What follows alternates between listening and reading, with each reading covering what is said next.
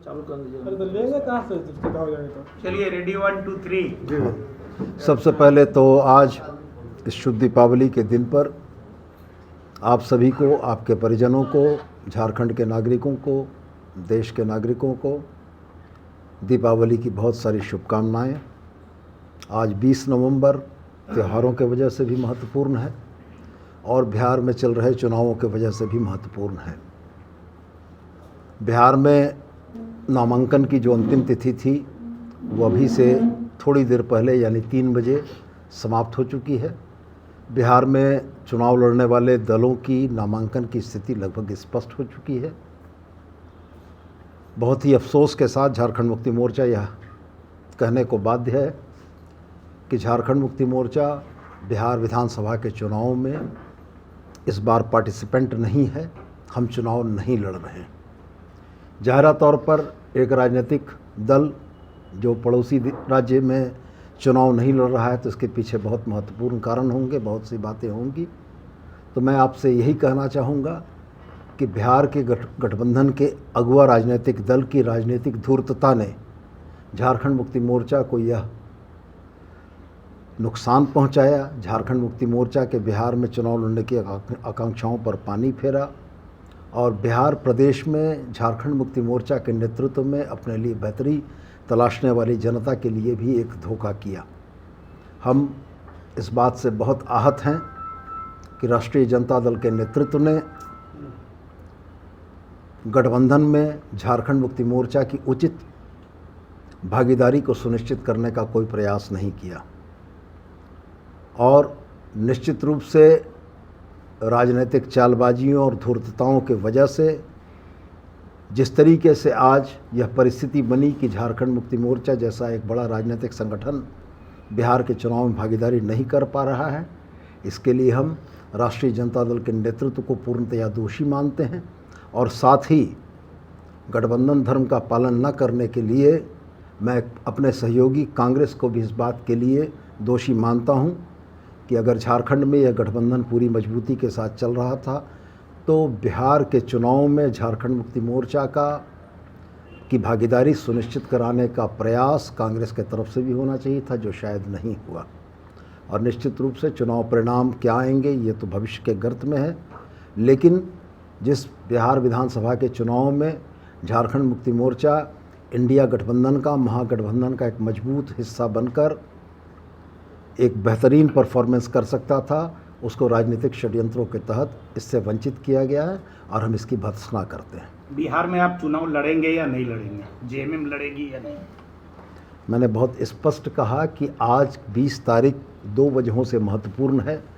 पहला यह कि आज दीपावली है और दूसरा यह कि दूसरे चरण के नामांकन की तिथि 3 बजे समाप्त हो चुकी है और मैं आपके समक्ष पौन घंटे के बाद बैठा हूँ। जब नामांकन की तिथि समाप्त हो गई तो ये बहुत स्पष्ट है कि बिहार विधानसभा के चुनाव में झारखंड मुक्ति मोर्चा पार्टिसिपेंट नहीं है। कांग्रेस झारखंड में इसका क्या असर पड़ेगा? गठबंधन झारखंड में क्या इसका प्रभाव पड़ेगा? देखिए, गठबंधन धर्म का पालन करना किसी भी राजनीतिक संगठन के लिए बड़ा महत्वपूर्ण होता है। मैं बहुत स्पष्ट यह मानता हूँ कि गठबंधन 2 भाइयों के बीच का वह पारस्परिक समायोजन है जिसमें दोनों ही एक दूसरे के हितों का ख्याल रखते हैं। झारखंड मुक्ति मोर्चा ने 2015 के चुनाव में अपने सहयोगी दल राष्ट्रीय जनता दल की मदद करने के उद्देश्य से भी प्रयास किया। 2020 में राष्ट्रीय जनता दल और कांग्रेस के गठबंधन ने 3 सीटों का आश्वासन हम लोगों को दिया था, जो आखिरी समय में वह 3 सीटें इन लोगों ने राष्ट्रीय जनता दल, कांग्रेस और जदयू ने एक-एक करके बांट ली और झारखंड मुक्ति मोर्चा को धोखा मिला। हम अपनी बात अगर कहते हैं तो हमने बताया कि 2015 के चुनाव में भी हमने राजद को मदद की थी। 2019 के चुनाव में भी राजद हमारे गठबंधन का पार्ट था।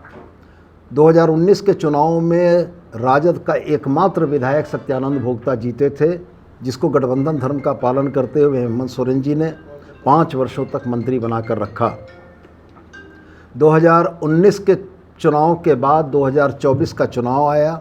2024 के चुनाव में गठबंधन धर्म का पालन करने के लिए झारखंड मुक्ति मोर्चा ने कांग्रेस, राजद और वाम दलों को समायोजित किया।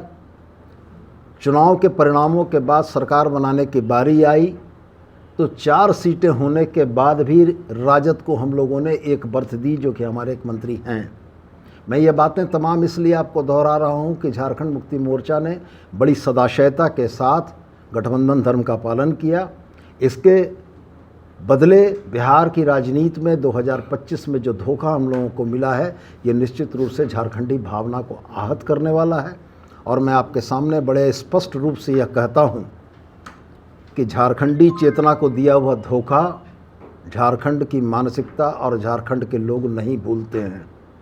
हम निश्चित रूप से प्रतिकार करेंगे और हम निश्चित रूप से उनको यह बताएंगे कि झारखंड मुक्ति मोर्चा एक बड़ी ताकत है, इस देश के आदिवासियों की एक मजबूत आवाज़ है, और अगर इस देश के आदिवासियों की उस मजबूत आवाज़ को दबाने की कोशिश की गई है तो निश्चित रूप से इसका खामियाजा उन तमाम लोगों को भुगतना पड़ेगा। झारखंड में आरजेडी गठबंधन दल में अब रहेगा या नहीं रहेगा?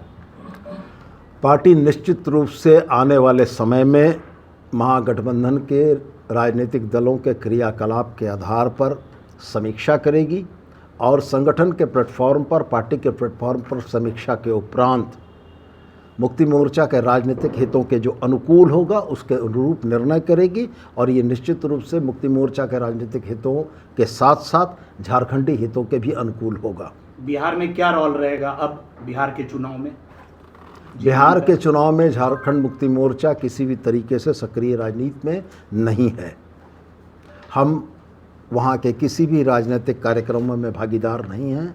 क्या आरजेडी और कांग्रेस को सबक सिखाया जाएगा बिहार के चुनाव में?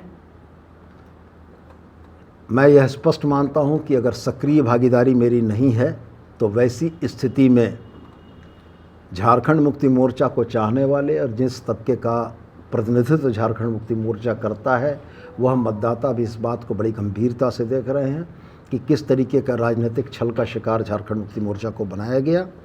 इसका जवाब वहाँ की जनता देगी। और मैं पुनः दोहराकर आपसे यह कहता हूँ कि पार्टी संगठन की तरफ से माननीय मुख्यमंत्री के निर्देश पर 7 तारीख को यानी 7 अक्टूबर को मैं पटना गया था अपने सहयोगी विनोद पांडे जी के साथ। हम 2 लोगों की इस टीम ने जाकर राष्ट्रीय जनता दल के शीर्ष नेतृत्व के साथ मुलाकात की थी। उस शीर्ष नेतृत्व के साथ 1 घंटे से ज़्यादा चली हुई वार्ता में बड़े सौहार्दपूर्ण तरीके से इन बातों का एक सहमति बनी थी कि झारखंड मुक्ति मोर्चा इंडिया गठबंधन का पार्ट है और झारखंड मुक्ति मोर्चा को समायोजित करने में कहीं से कोई कमी नहीं होगी।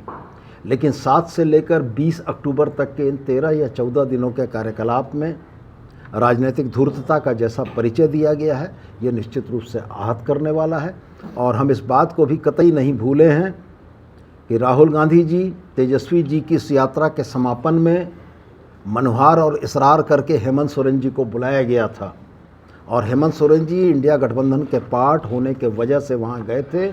और अगर अभी बदले हुए क्रम में, बदली हुई परिस्थितियों में इस तरीके का बर्ताव हुआ है तो निश्चित रूप से इसका फलाफल उन तमाम ताकतों को भी भुगतना पड़ेगा जिन लोगों ने झारखंड मुक्ति मोर्चा के आत्मसम्मान को आहत किया है। बातचीत में आखिर ब्रेक कहाँ लगा? मैंने बहुत स्पष्ट आपसे कहा कि यह राजनीतिक धूर्तता थी।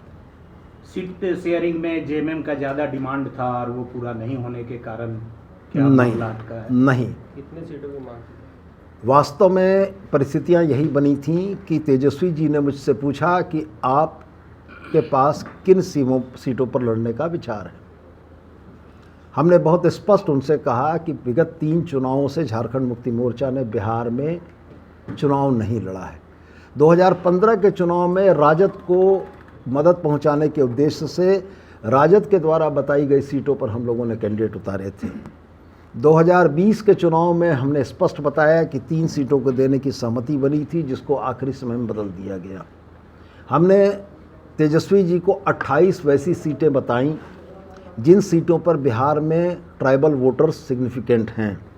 हमने उनको बताया कि इन 28 सीटों में से 22 सीटें आप हारे हैं और एक मार्जिनल छोटे से अंतर से हारे हैं। हम लोगों ने उनको यह समझाया था कि झारखंड मुक्ति मोर्चा आपके गठबंधन का जब यहाँ पार्ट होगा तो वैसी स्थिति में जो एसटी मतदाताओं का रुझान एनडीए के तरफ है उसको हम लोग इंडिया गठबंधन की तरफ लाने में कामयाब होंगे और निश्चित रूप से सीटों के कन्वर्जन में झारखंड मुक्ति मोर्चा की एक बड़ी भूमिका होगी। हमें भी इस बात का आश्वासन मिला कि वो हमारे नेता हेमंत सोरेन जी से बात कर लेंगे और ये बात करने का सिलसिला, यह प्रक्रिया लगातार चलती रही। कभी कांग्रेस से गठबंधन की बातें आती थीं कि उनसे बात चल रही है, इसके बाद आपसे बात हो जाएगी। कभी वीआईपी पार्टी के सहनी जी की बात चलती रही, कभी लेफ्ट पार्टीज़ की बात चलती रही, कभी इंडिया इंक्लूसिव पार्टी के नाम से एक नई पार्टी जिसका नाम शायद आप भी नहीं जानते होंगे, उसको भी एकोमोडेट करने की बात चलती रही। लेकिन बड़ा दुर्भाग्यपूर्ण यह रहा कि जिस इंडिया गठबंधन का एक मजबूत भागीदार झारखंड मुक्ति मोर्चा है, उसके दावों को खारिज किया गया। और इसमें मैंने स्पष्ट कहा आपको कि मैं राजद को जितना दोषी मानता हूं, मैं यह भी दोषी मानता हूं कि कांग्रेस की भी इसमें भूमिका रही है।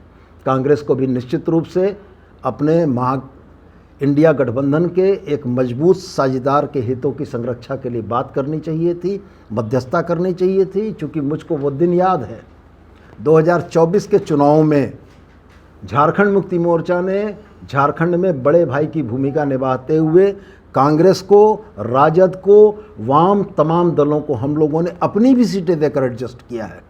आज वाम के जिन 2 सीटों पर विजयी हुई है, निरसा और सिंदरी, आप ऐतिहासिक आंकड़े उठाकर देख लें, वहाँ पर पिछले चुनावों में दूसरे स्थान पर झारखंड मुक्ति मोर्चा था।